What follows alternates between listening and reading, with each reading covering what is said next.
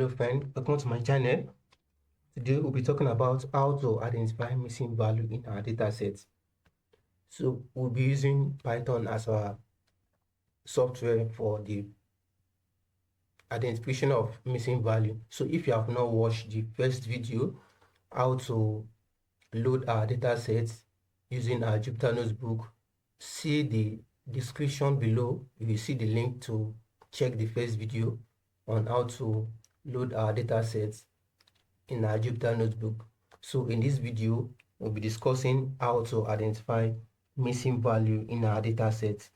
So let's us apply the code practically and see how to identify null value in our data set. So we'll create a variable. You can name it any name, but you just have to have a variable.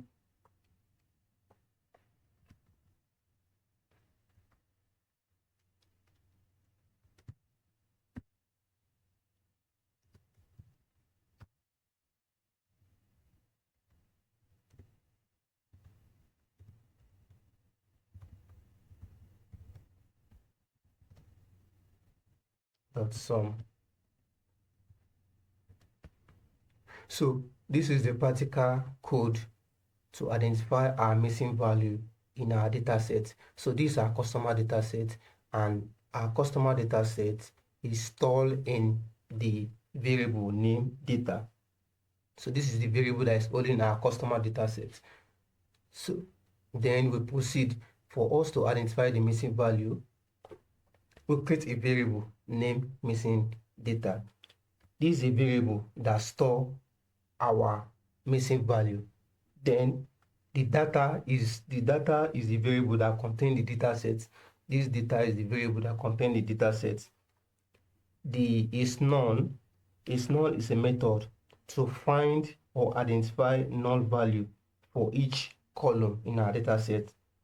This null helps us to find our missing value in our column.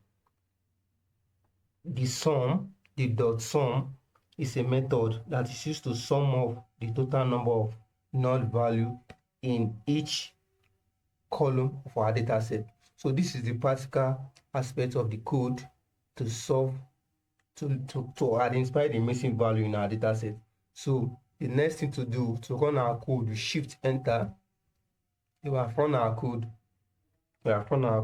So now print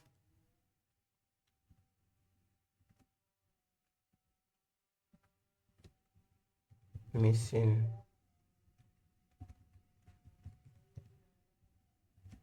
data.